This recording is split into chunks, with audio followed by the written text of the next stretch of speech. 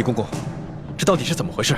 太皇太后懿旨，将你们这些捉拿鳌拜有功的人聚在一起，每个人赐一杯御酒。龙小弟，我求求你去救救我哥哥，还有那些工人吧。他们犯了什么错？他们不就是看我打了你一巴掌吗？可是，他们就要因此失去自己的性命吗？这不公平啊！朕已经吩咐过所有人守口如瓶了，没想到还是传到了太皇太后的耳朵里去了。现在太皇太后已经下了懿旨，朕也不好公然对抗她的权威啊。太皇太后的权威，难道比那些人的性命还要重要吗？太皇太后要维护的是皇权的威严，这是紫禁城有很多规矩，不仅这里的大小奴才要遵守，连朕也必须得遵守。祸是我闯的，跟他们没有关系。之前打了你一巴掌，你打我吧，打我多少下都行。你别闹了，你以为这是小孩子过家家呀？现在做什么都来不及了，太皇太后不会放过你的。等她处理完你哥哥那些人，就会轮到你了。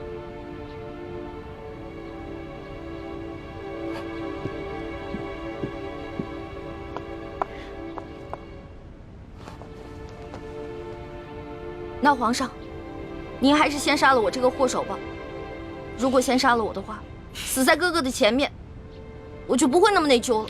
奕欢的奕欢，你还老说自己是朕的老大，一到这种危险的时刻，你就这么没出息的以死相要挟啊！您现在是高高在上的皇上，我只不过是一个小小的奴婢，我只能求您大发慈悲，饶了我哥哥。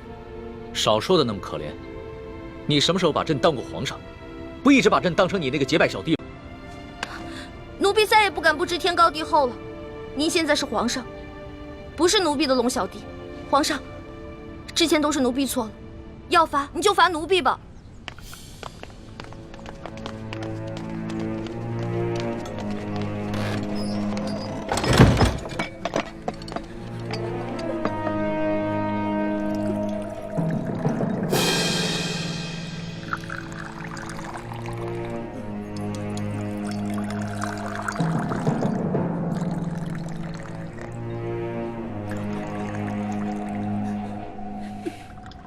你先起来吧。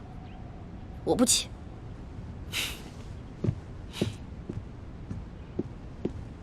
起来吧，这么跪着也不是办法。皇上，我求求您了，您能不能去救救他们呀？如果他们因为我而死，我肯定会内疚死的。龙小，皇上，你就救救他们吧。人自然是要救的，但你倒是说说，这要怎么说服太皇太后啊？您可以跟太皇太后讲齐桓公跟管仲的故事。当年，管仲为了救自家主子，向齐桓公射了一箭，但是那个箭正好射到了齐桓公的腰带上，齐桓公没有死。后来，齐桓公不计前嫌，任用管仲当了国相。管仲感激涕零，倾尽一生的才华，辅佐齐桓公，最后成为春秋五霸的首位。皇上，您不会连齐桓公都不如吧？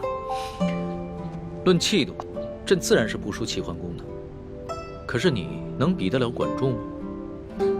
论治国之才，奴婢当然比不上管仲的一根汗毛。但是，你想招来人才容易，想找到像我这样陪你吃喝玩乐、赌骰子拼酒的人，可不容易啊。这个理由倒是很充分。只不过，早晚有一天你都要出宫嫁人，不能一辈子留在宫里陪着朕，那朕岂不是很吃亏？原来您是因为这个呀？那您现在想怎么办啊？跟朕说说你那个青梅竹马吧，他叫什么名字，长什么样，家世如何？这个属于奴婢自己的秘密，不能告诉你。那你总得告诉朕，他的外貌仪表、才华气度比朕如何？这个嘛，我也没法说。有什么不好说的？让你说，你说不就完了吗？那我真说了，你可不许生气啊！笑话，朕在你的心里度量那么小啊？他确实没有皇上您高贵俊逸，但是他很温柔，对我特别好，人很老实。我说什么他就做什么，我可以把他吃得死死的。不像你，今天说这个你开心了，明天说那个又得罪你了。那你爱他吗？二师傅，我头晕。师傅带你去休息啊。二师傅，玉环他是在装病，你千万别上了他的当。一会儿大家练完功，再罚你扎半个时辰马步。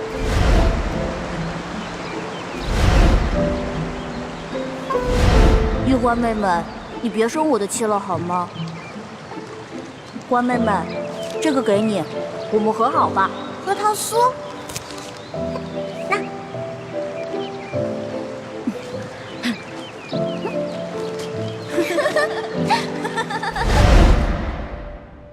哎呀，皇上现在都什么时候了，你还说这些闲话？您赶紧跟我去救人吧。皇帝也是人，也有七情六欲，也有好奇心，甚至也会嫉妒。龙小弟，我求求你了，你要是再不去的话，他们人头马上就要落地了。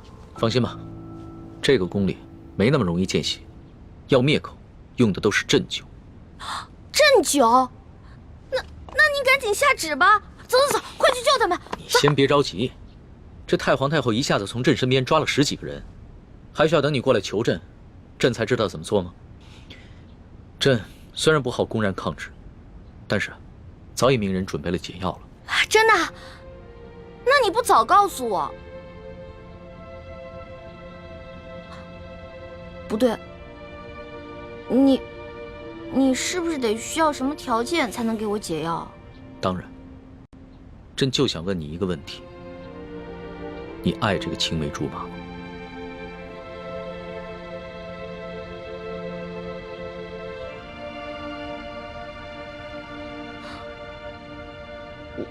我不是不告诉你，说实话我也不知道，我只知道我们是青梅竹马，从小他就对我特别的好，以后我肯定是要嫁给他的。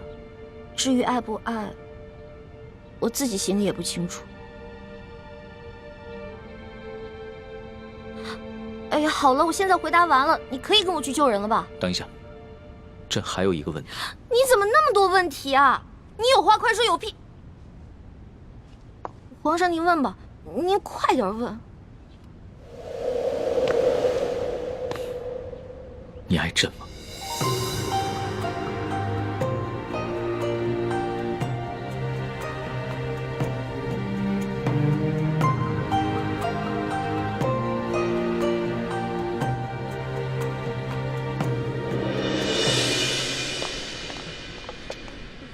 这是太皇太后赐给你们的御酒，你们每人各取一杯，享用吧。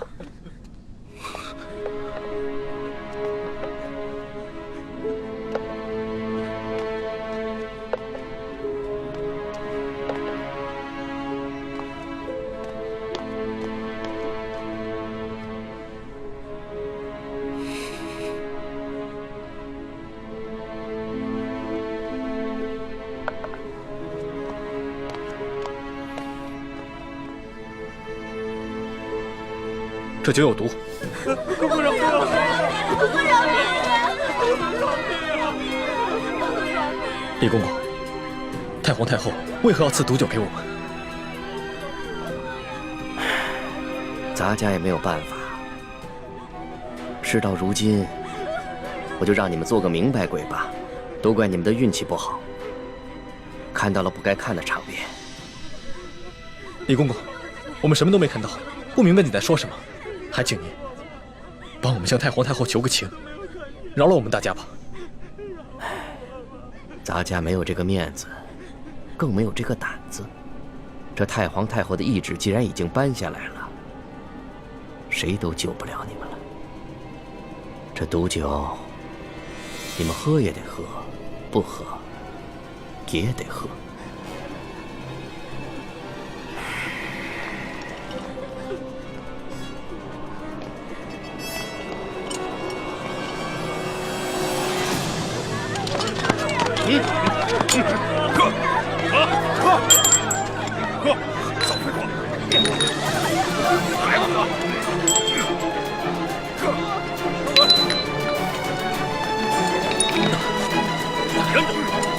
李公公，我有重要的话要跟你说。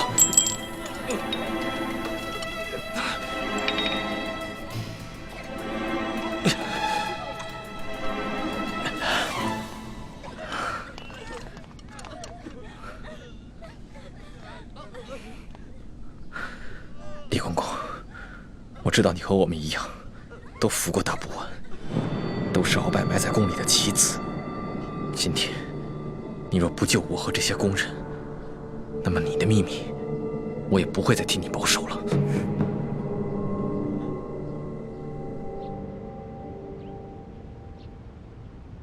为什么不回答朕？我不知道怎么回答。如果我说实话，我怕你不开心，不给我解药；但是如果我骗你的话，那就是犯了欺君大罪了。你就照实了说，朕答应，不论如何，都会救你的哥哥和那些宫人。真的？天子之语，金口玉言。不爱。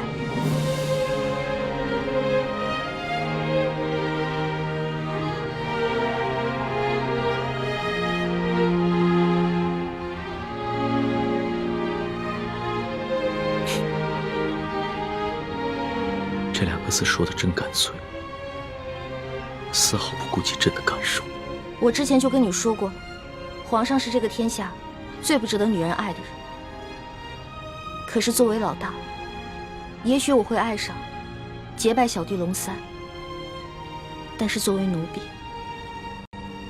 我永远都不可能爱上皇上。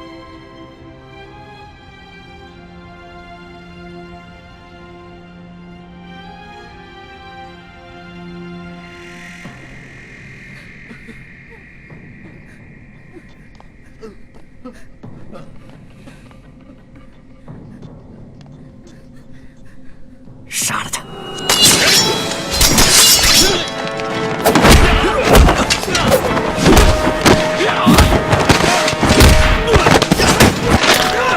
李德福，想不到你要杀我灭口！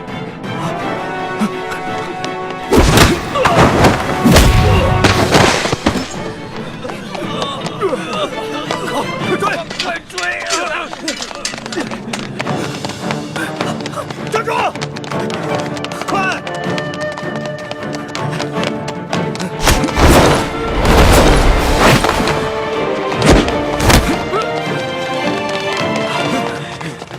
李太医，你杀了我，你也活不了。李德福，你别以为杀了我就没有人知道你是鳌拜的内奸了。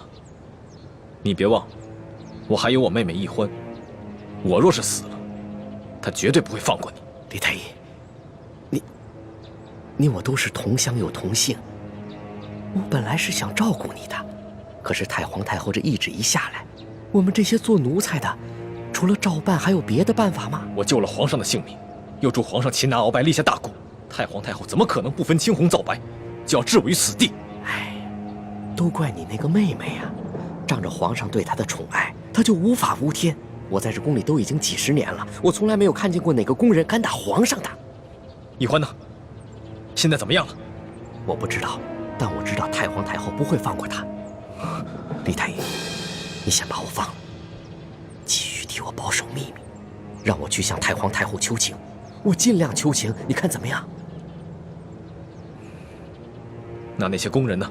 哎呦，这都什么时候了？咱们都泥菩萨过河，自身难保，哪还有闲心顾及他们呀？不行，我不能眼睁睁看着这么多无辜的人丧命。我要见皇上。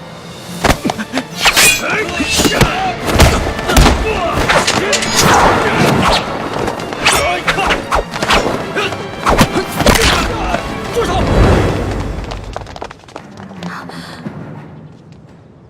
皇上，微臣参见皇上。平身吧。李太医，朕赦你无罪。你现在马上和索额图去解救那些中毒的宫人。微臣遵旨。这，快！李德福，啊，这差事你办的可真是用心呢。皇上恕罪。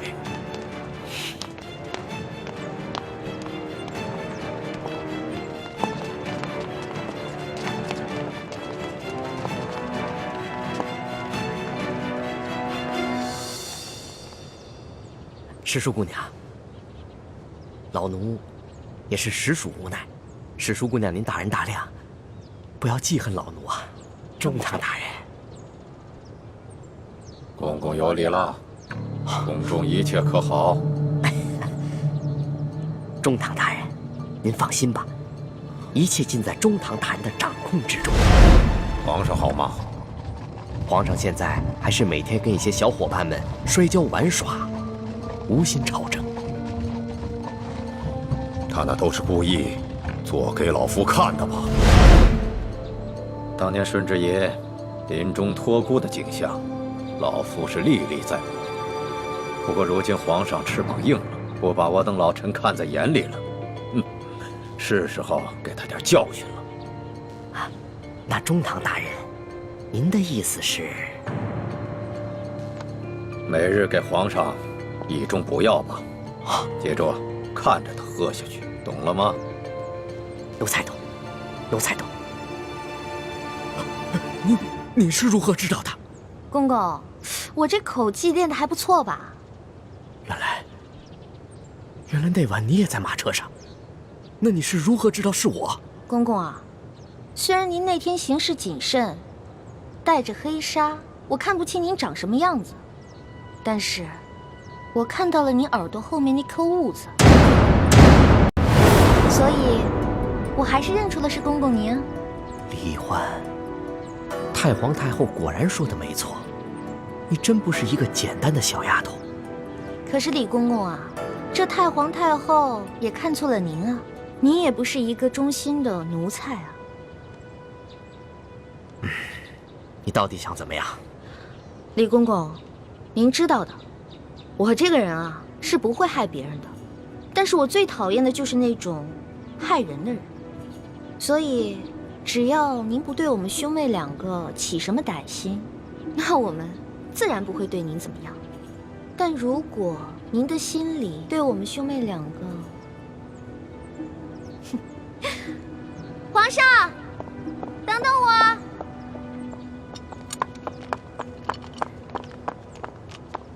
龙小弟，谢谢你啊。其实就算你不求我，我也要救那些宫人们。虽然这会让太皇太后特不高兴，但是朕已经擒下了鳌拜，真正亲政，朕必须坚持己见。不过这个李公公实在是太讨厌了，向太皇太后告密的人肯定是他。这个朕怎么会不知道呢？但是李德福10岁就进宫了，侍奉过3代君王。太皇太后对他十分宠信，打朕小的时候，就是由他把朕的一举一动汇报给太皇太后，这已经是惯例了。就算朕有不满，也无可奈何呀。没想到皇上也有这么多的无可奈何啊。当皇上无奈的事情多着呢。对了，大补丸的解药你搜到了吗？我哥哥还没有完全的研制出来，估计这个鳌拜是想彻底让我和哥哥给他陪葬了。那怎么办？这鳌拜虽然已经擒下，但他毕竟是3朝元老，他的一生功过十分复杂，朕还没有想好怎么处置他呢。而且他的性子十分桀骜，无论如何，他都不肯交出大补丸的解药。龙小弟，我是你老大，自古啊，吉人自有天相，没问题的我。朕真的是没用啊，连你都保护不好。龙小弟，你可千万不要对我这么好，不然我会愧疚的。都快点，把药给我灌下去！把药赶快灌下去！快点，赶紧的，把嘴撬开，给我喂下去！快！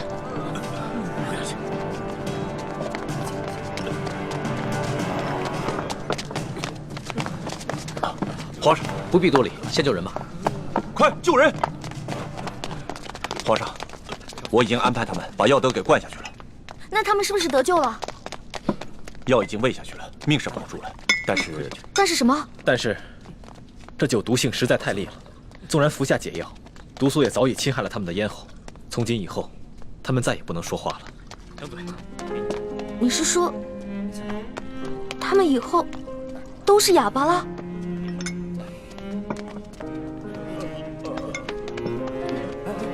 理解。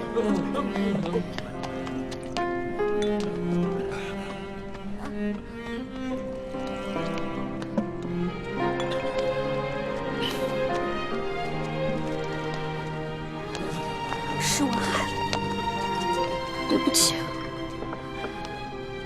都是我害了你们。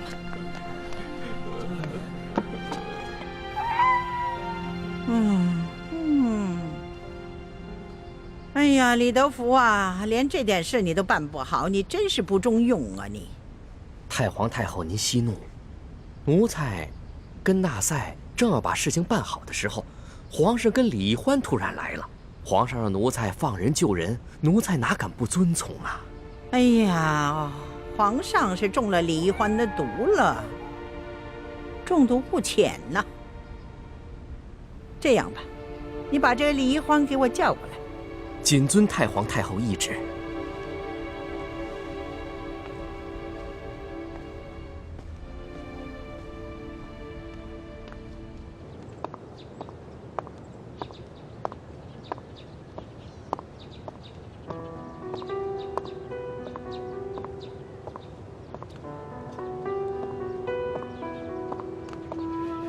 龙小弟，没想到我冲动打了你一巴掌，居然害了这么多无辜的人。朕也没想到事情会发展成这个样子。在朕的心中，一个好皇帝，与其让臣民们畏惧，不如让臣民们敬爱。难怪人们都说伴君如伴虎。你现在明白为什么我说你是全天下最不值得女人爱的男人了吧？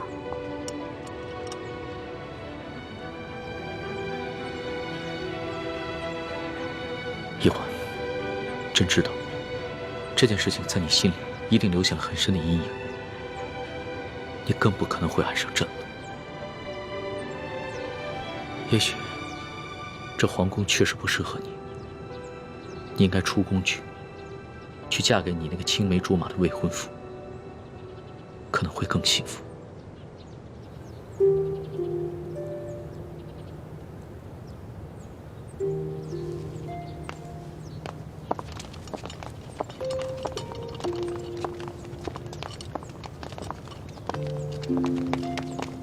奴才参见皇上。李德福，你可真有眼色呀，还敢过来见朕！皇上恕罪，奴才知道，皇上现在心情烦躁。不过太皇太后宣世淑姑娘去那个慈宁宫觐见，奴才不敢不传呐。皇上，太皇太后不会想赐奴婢一杯御酒吧？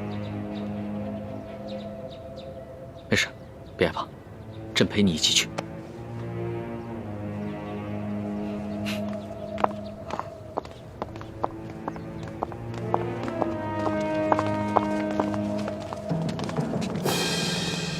皇上驾到！皇上吉祥！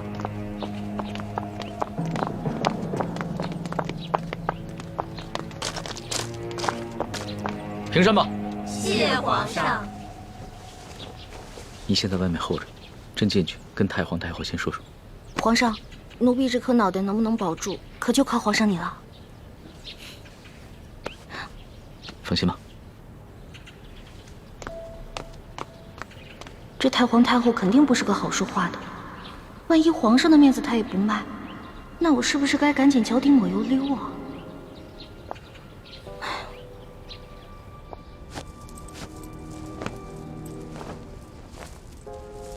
皇祖母吉祥。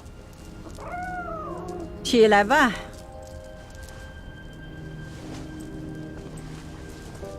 刚刚请拿了鳌拜，还有许多善后的事情需要做，皇上怎么会有闲暇来陪哀家这老太婆呢？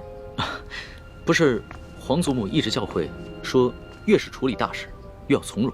孙儿一直谨记于心呢。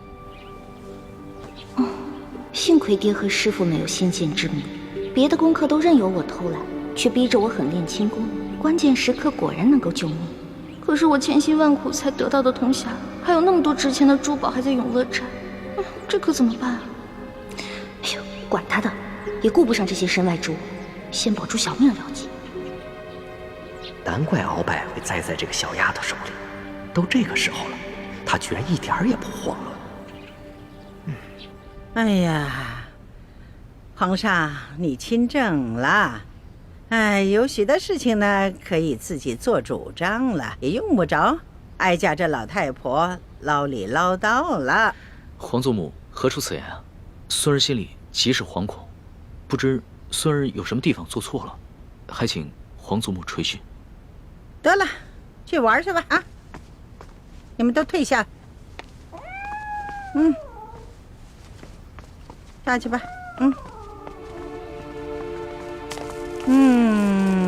皇上啊，听说你把李太医和那些工人们都赦免了。啊，是。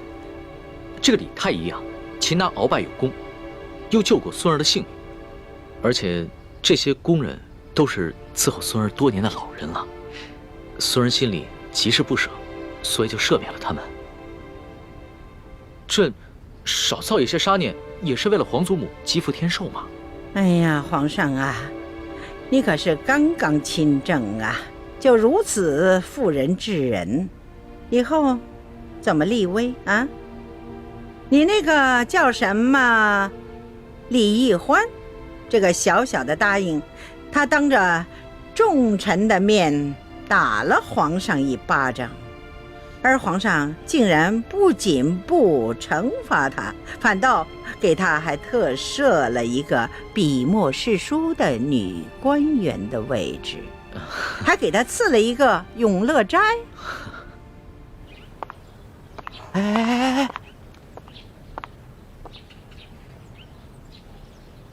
这些做奴才的可真小心，唯恐听到了不该听的，都站得远远的。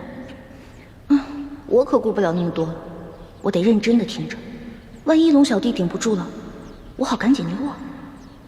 皇上，你这法度尊严何在啊？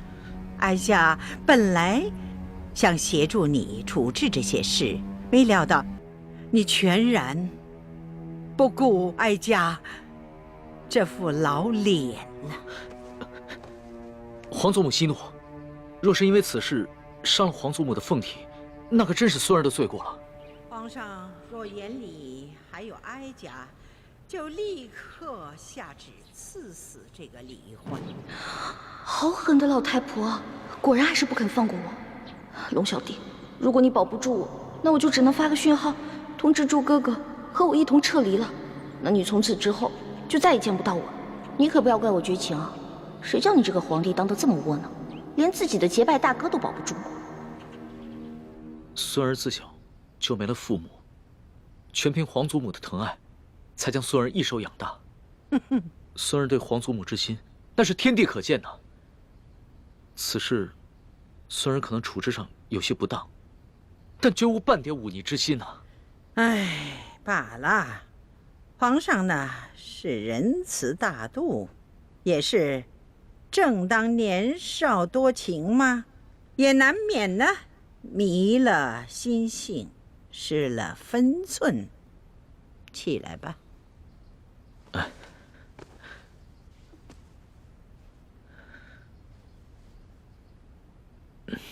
皇祖母，您先消消气。这个义欢呢，是孙儿在出宫微服私访的时候结识的。那个时候，孙儿一时玩性大发，就假冒侍卫龙三的身份和他结了拜，还谎称自己是皇上的替身。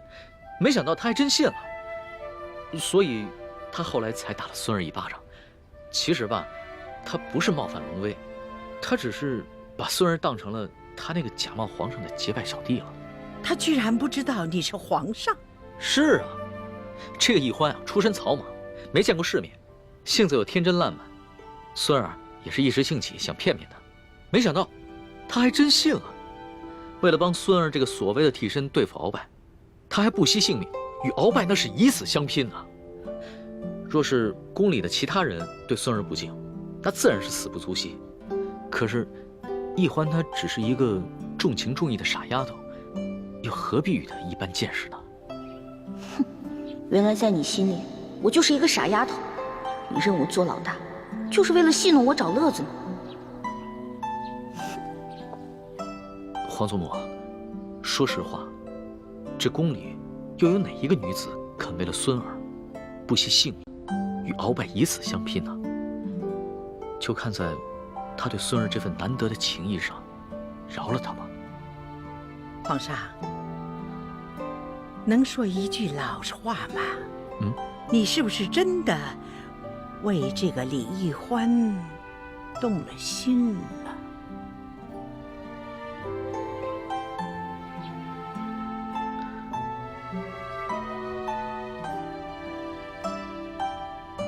皇祖母，孙儿刚刚真正亲征未久，内有鳌拜的余党未能清理，外有三藩做大，还有前明余孽组成的反清联盟，时刻威胁着我大清江山，所以孙儿不敢沉溺于儿女私情，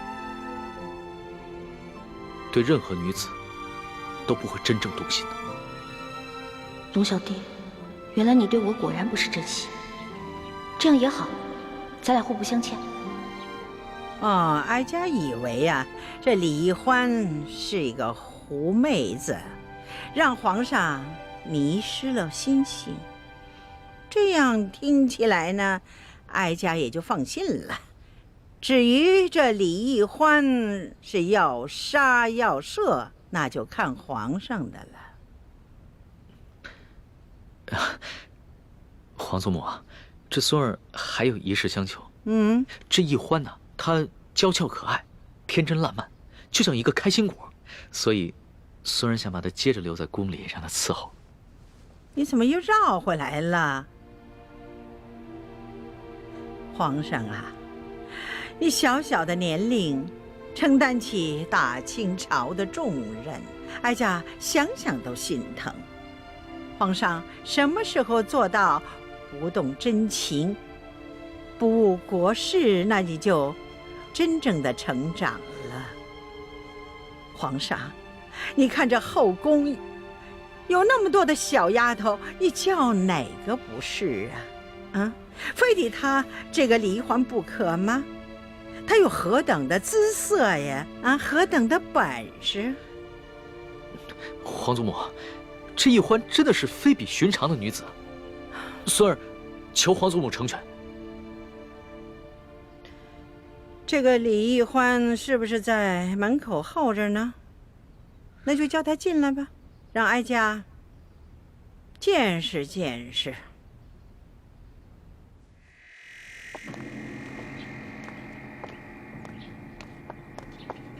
太皇太后和皇上宣世淑姑娘觐见。是，奴婢遵命。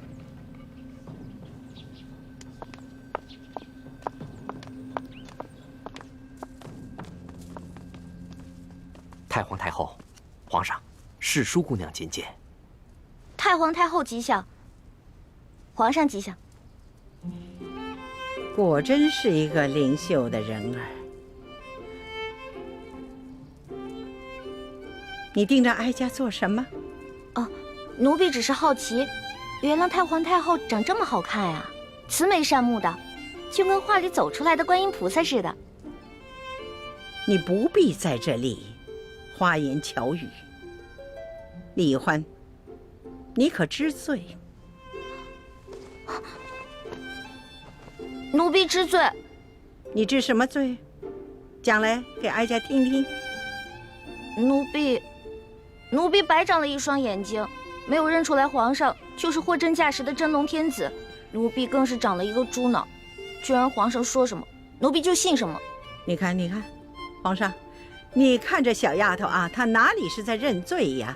她分明的是拐着弯的数落皇上。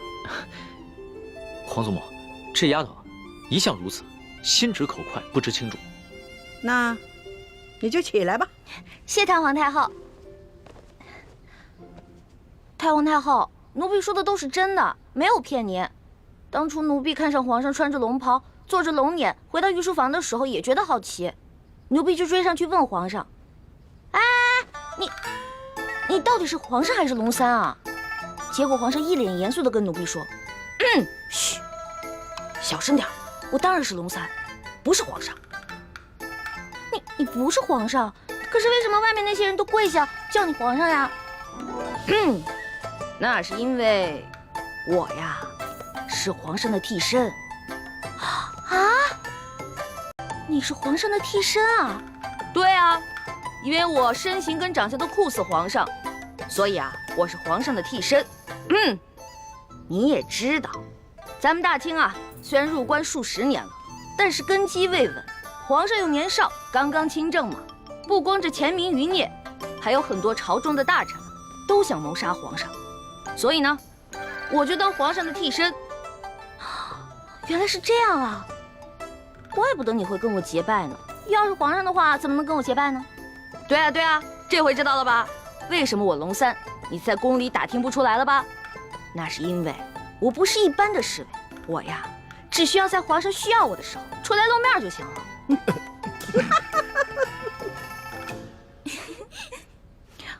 太皇太后，你们都笑什么呀？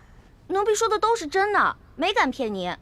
奴婢当时就想，龙小弟真可怜，为皇上卖命，还得替皇上挨刀子。这丫头啊，果真有趣呀！皇祖母，当时的情形啊，确实如此。孙儿啊，也是一时童心未泯，见这个丫头什么都不懂，特别有趣儿，想逗一逗她。想逗逗我，但是奴婢当真了，真的把皇上当成兄弟，不想看着你去死。太皇太后，奴婢真的以为他要去跟鳌拜拼命，所以就把身上的金蚕背心脱了下来，给了他，还陪着他一起去跟鳌拜拼命。要不是我哥哥及时赶到，恐怕我跟皇上就……瞧这丫头啊，委屈的哟。得了，哀家呢就饶过你了。真的？嗯。谢太皇太后，还是太皇太后好，不像皇上就知道欺负奴婢。哀家听说你在大庭广众之下，当着那么许多的大臣们的面，打了皇上一巴掌，是吗？哀家着实的恼怒啊！没想到，就像皇上说的，你只不过就是一个不懂规矩，而且呢，还对皇上有恩有义的一个小傻丫头。所以太皇太后，您的意思是，可以饶恕奴婢啦？不，你毕竟打了皇上，你这叫犯上啊！要是对你不进行惩罚，哀家和皇上的威严何在呀？太皇太后，您还要罚奴婢啊？哀家对你呀，是死罪可免，活罪就不能饶啊。这么着吧，你哪只手打了皇上，那就伸出哪只手来，就得挨打50手板。太皇太后，我爹跟师傅从前总打我手板，我都打怕了，能不能换一个不打手板啊？死罪都给你免了，你还在讨价还价呀？不是，奴婢不敢还价，只不过奴婢是用右手打的皇上，可是奴婢这右手受了伤，还缠着绷带呢。太皇太后，您看。是啊，皇祖母，奕欢手上的伤啊，还是为了救孙儿，被鳌拜用匕首给刺的。这伤口又长又深，这血好不容易才止住的，现在还没愈合呢。那就伤好了再打。太皇太后，你就饶了奴婢吧，奴婢知错了，奴婢以后再也不敢了。这样吧，哀家呢再给你一个机会，哀家出3个题目，你要是答对了，就免去这50手板。考试啊？奴婢最怕考试了，能不能不考试啊？你这个小丫头啊，又怕死，又怕挨打，又怕考试，那怎么着？那是挨杀头呢，还是挨打呢？还是应考试呢？那还是应考吧。不过太皇太后，您出的问题会不会根本就没有答案啊？哎呀，哀家怎么用这种方式来对付你这个小丫头啊？哀家出的题目是有答案的。是，太皇太后息怒，是奴婢小心眼了。那请太皇太后出题吧。告诉你小丫头啊，这后宫之主是皇后，就由她来出这3道题。1个时辰之后回来再考你。是。谢太皇太后。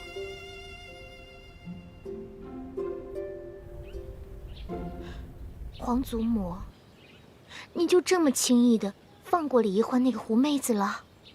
不放过她又该如何呀？就算是灭了她，你想想，皇上也不会亲近你，更会疏远你的。哀家也会遭到一生的怨恨的。那您就不担心李易欢继续留在宫中祸害皇上？唉，开始的时候哀家也有担心，可后来一见到这个李易欢呐，她只不过就是一个鲁莽的小丫头而已呀。皇上也就是少年心性，找一个新鲜有趣的玩伴而已。所以哀家呢，想放他一马，等待以后视情形而定吧。既然皇祖母都这么说了，那妾身就暂且忍耐了。哀家出了这3道题，一是为了考量一下这李易欢，二呢，也好给皇后一个机会。现在呢，这前面这2道题呢，就由皇后来出，最后这道题由哀家来把关。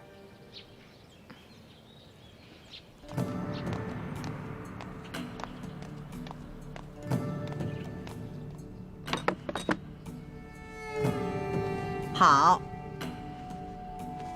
这第1道题呢，你要用一根绳子，把这块冰从这个碗里挪到那个碗里。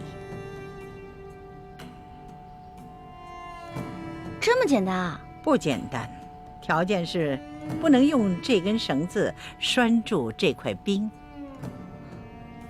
那我可以用其他的东西帮忙吗？可以呀，但是只能用一只手，这只手呢还不能碰到那块冰。皇祖母，这也太难了吧？这只能用一只手，又不能接触这冰块，那怎么用这根线把这个冰块挪到那个碗里去啊？皇上啊，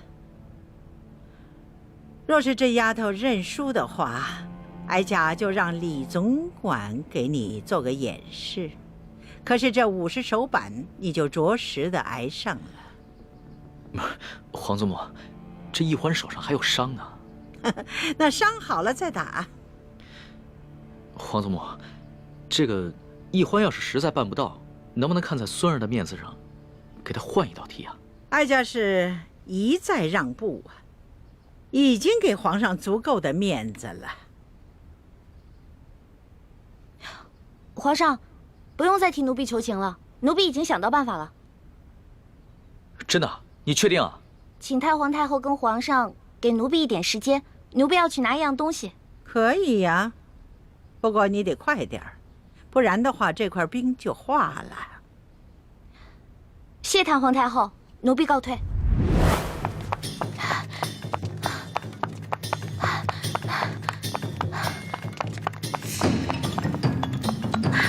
让开！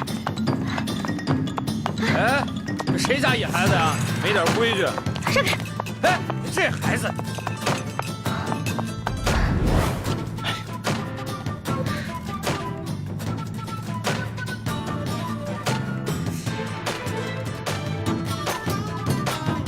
这丫头怎么还不回来？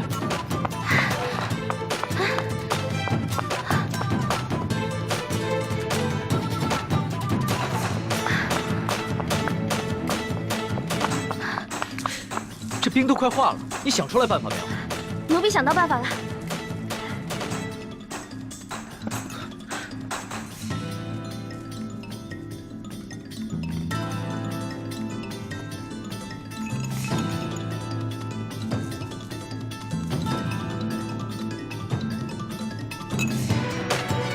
好了，稍等片刻就可以了。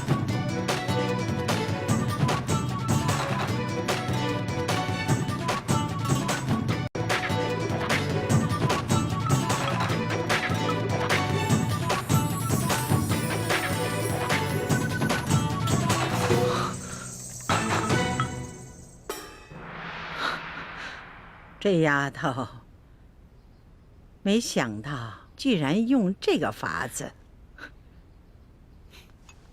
你这罐子里边装的什么东西啊？这是奴婢抓紧一切时间从御膳房拿了一罐盐。哦，朕明白了。朕以前学的功课里边也有这一门知识，只不过刚刚情急没有想起来。易欢，想不到你还挺博学的。皇上千万别夸奴婢了。从小到大，奴婢不喜欢好好学习，但是什么都学，只会那么一点点，杂而不精，跟博学二字万万沾不上边儿。奴婢之所以知道这个办法，是因为小的时候，在冬天啊，奴婢喜欢跟自己的哥哥用盐水呢冻冰人儿，所以才知道这个法子的。好啊，小丫头，这第一道题就算你过关了。哀家接下来再考你第2道题。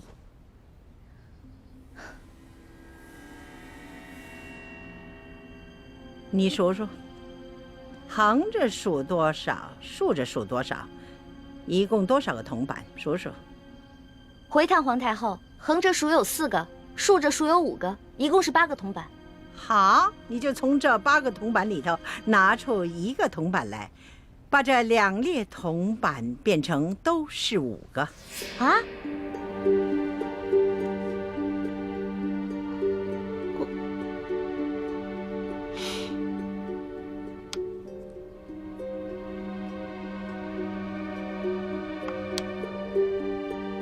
可是这不对啊，横着就变成5，竖着变成4个了。哀家给你1炷香的功夫，你要是再猜不出来，那就算你输了。完了完了，小的时候，奴婢不想好好学习，老在师兄师姐面前捣乱，而师傅们总是吓唬我，把戒指高高举起，轻轻放下。啊，这下好了，以前没挨多少打，现在又全给补回来了。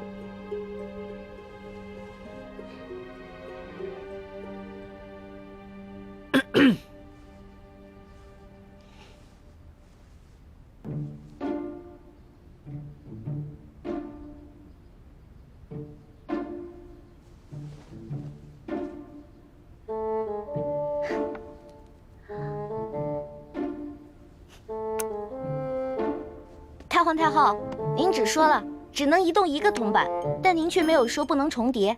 您看奴婢做的对不对啊？哎呀，小丫头啊，这是你自己想出来的，还是有人帮衬你作弊呀？太皇太后恕罪，其实是皇上先想出来的，然后告诉了奴婢，奴婢才说出答案的。你这丫头，朕好心帮你，你还出卖朕。皇上，对不起，如果这道题没做出来是小事儿，但是如果因此欺瞒了太皇太后，那可是犯了大罪。皇祖母，其实呢，虽然也就是摆了个手势，不能算是作弊。再说了，这道题啊，它本来就简单，虽然就算不提醒易欢，易欢她自己也能想出来的。你这易欢小丫头，她若是不承认，你皇上也不承认，那哀家再怀疑也逮不着你们的把柄。罢了，就看在你这小丫头诚实的份上，这道题就算过了。谢太皇太后。太皇太后，您人真好，就像画里走出来的观世音菩萨转世似的。净说漂亮话。好了，哀家呢，接下来再给你下第3道题。不过呢，皇上，你就不能再度的帮衬作弊了。孙儿明白，这第3道题，孙儿绝对不会再帮他作弊了。你如果再作弊，当然也算输。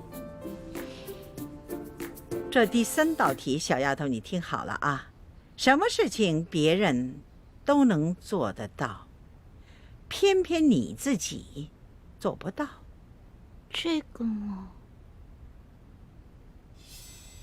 奴婢知道了，除了奴婢，其他人都能杀了奴婢，唯独奴婢自己不能杀了自己。好，这个答案好。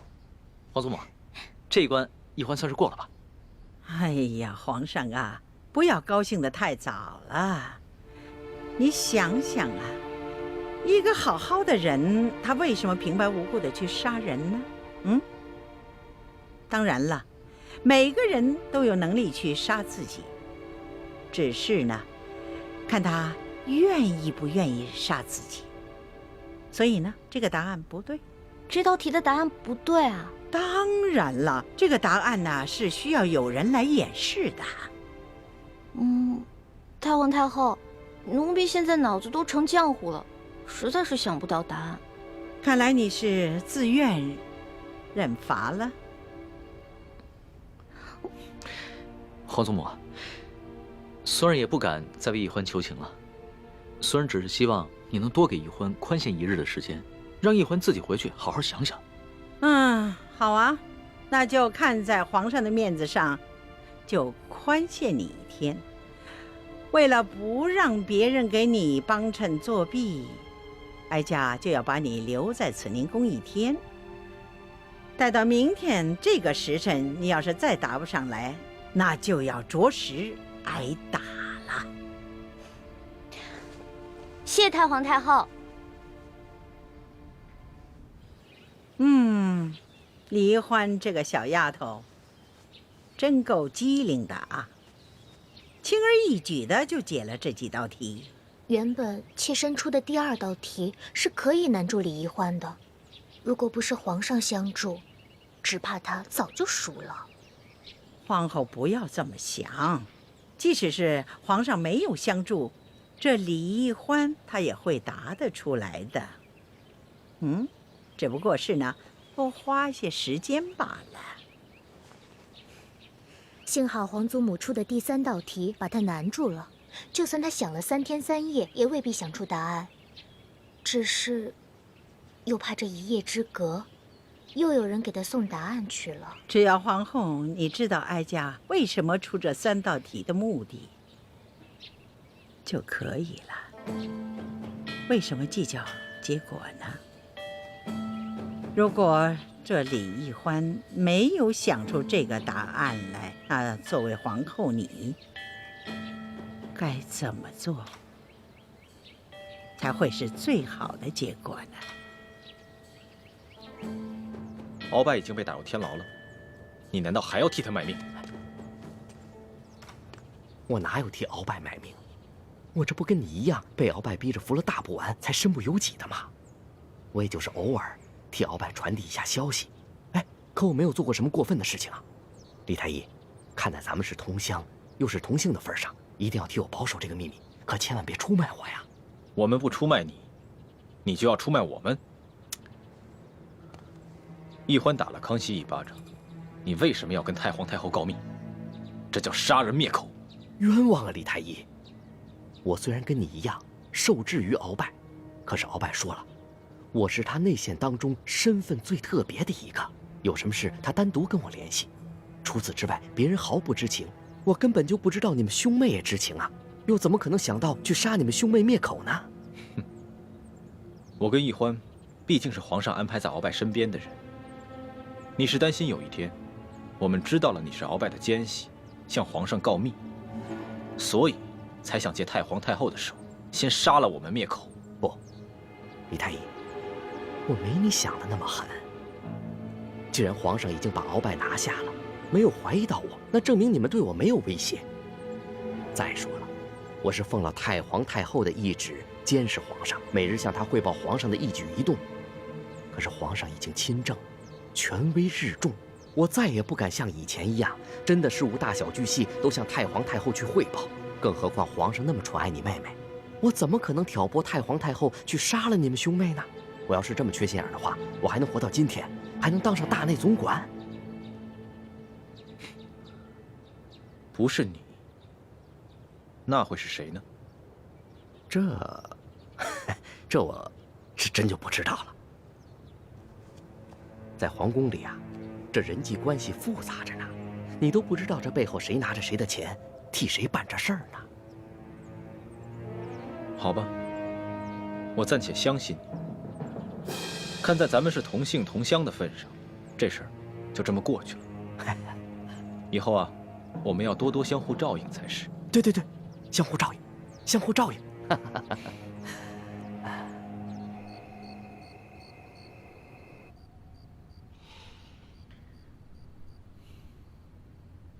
皇上，怎么愁眉不展啊？是在为懿欢妹妹烦心吗？太皇太后出的最后一道考题实在是太难了，朕想破了脑袋，也想不出答案来。妾身想来想去，也想不出什么办法。哎，雪嬷嬷，你可有什么好的主意啊？老奴也想不出来。皇上不必发愁，这朝中人才济济，皇上何不暗中召集几位心腹大臣，共同商议一下，集思广益呢？说得对啊，婉心，这后宫之中，就属你最温柔体贴。别的嫔妃啊，都嫉妒懿欢，巴不得暗中盼着懿欢出事，只有你，才是真心实意的对她。妾身一来是为了帮皇上分忧，二来是真的喜欢懿欢妹妹。哎呀，你说咱们这皇上啊，自从亲政以来，可从来没有这么晚召见过咱们啊！啊，你们都说说，这有什么急事儿啊？会不会是鳌拜一案又出了什么重要线索？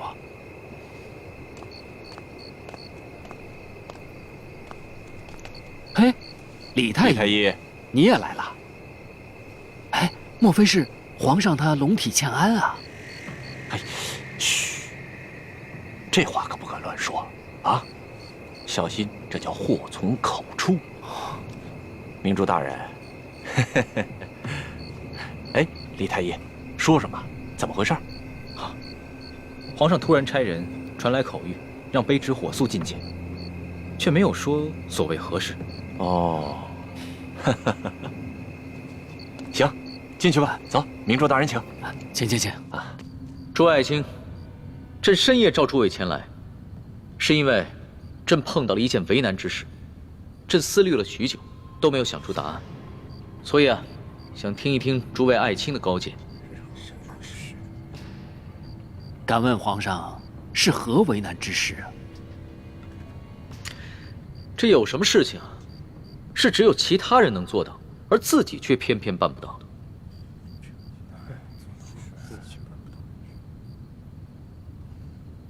哦，原来皇上是为这样的事情在为难啊。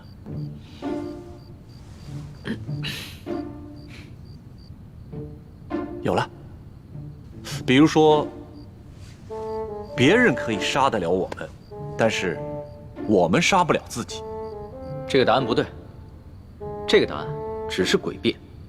我们每个人都有能力杀了自己，而不是绝对做不到。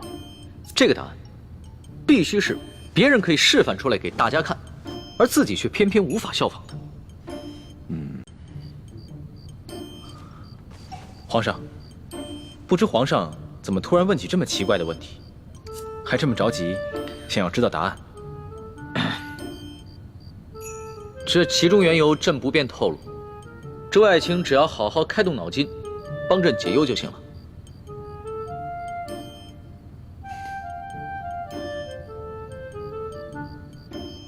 有了，皇上。皇上，我们每个人都不能提着自己的头发，把自己从地面上提起来，但别人可以呀。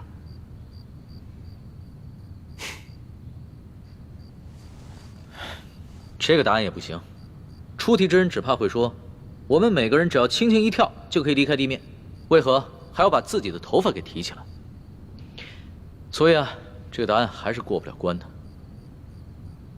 皇上，此等古怪刁钻的问题，实在是难有标准答案。究竟该怎么回答，完全要看出题的人是否在故意的刁难。皇上，这出题的到底是何人？他有何目的啊？哎呀，明珠大人，皇上深夜把我们叫来，就是让我们帮着想问题的，可不是让你提问题的啊！皇上，此等问题并非奴才们所擅长回答的，就算让奴才们站在这儿想上一晚上，也想不出令皇上满意的答案，倒不如让奴才们各自回府去，然后和府里的那些幕僚们一起去商量，然后把答案写在纸上，赶在天亮之前送到宫里来。或许其中会有让皇上满意的答案。那只能如此了。行了，你们都先退下吧。这，臣等告退。李太医，你留一下。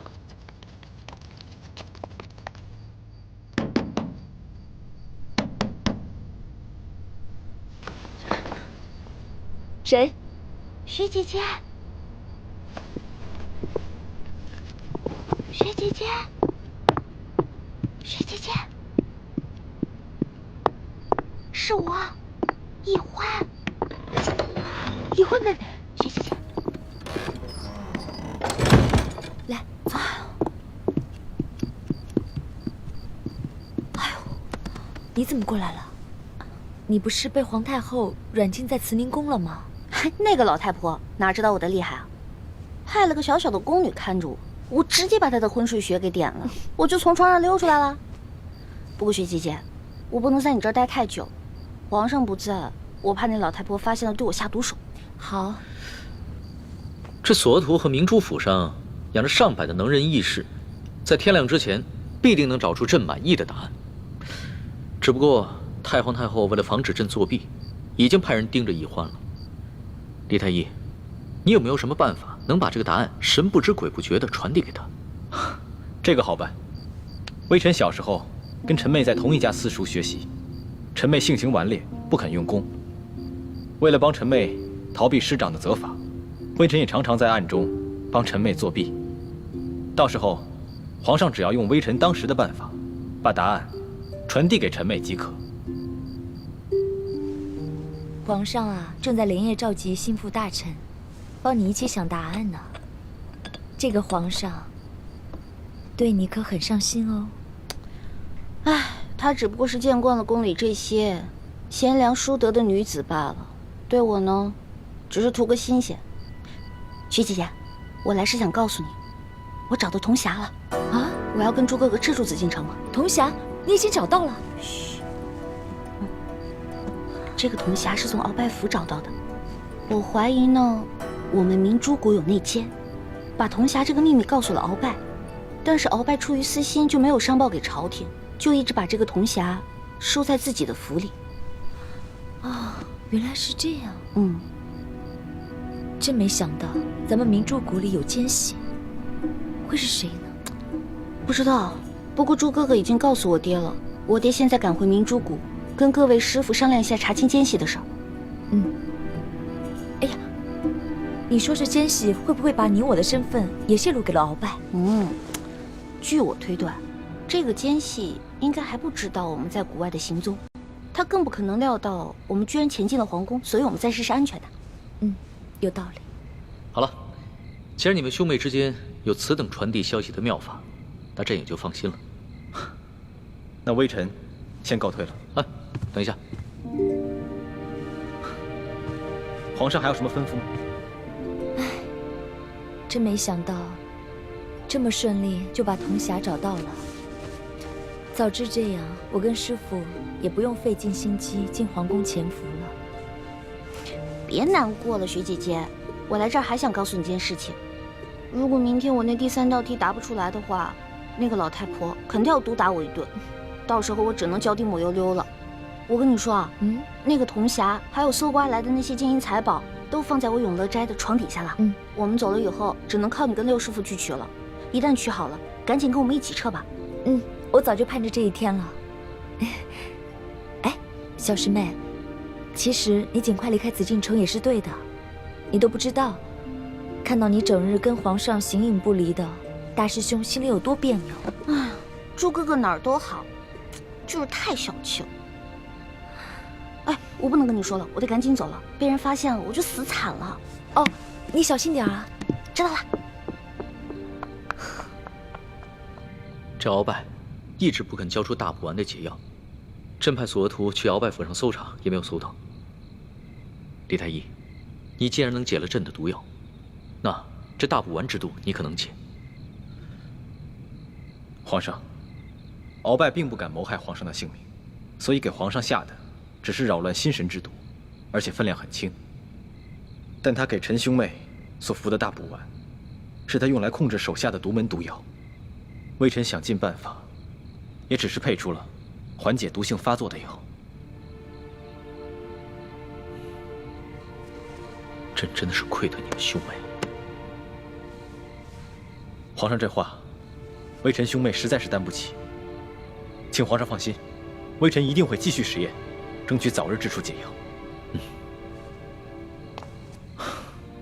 已经3更天了，皇上早点歇着吧。朕刚刚亲政不久，朝中还有多少大事小事没能理顺？尤其鳌拜一案，牵连甚广，盘根错节，山西、直隶等省又遭遇了数十年不遇的大旱，朕岂能安心入睡？你先退下吧。微臣告退。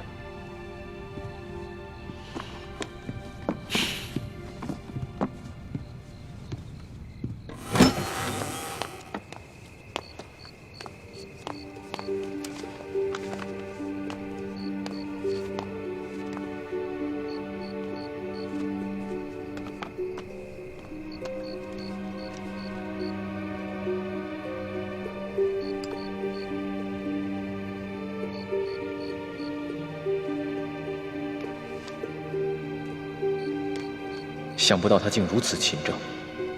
我听了小师妹的话，帮他斗斗鳌拜，也许失算了。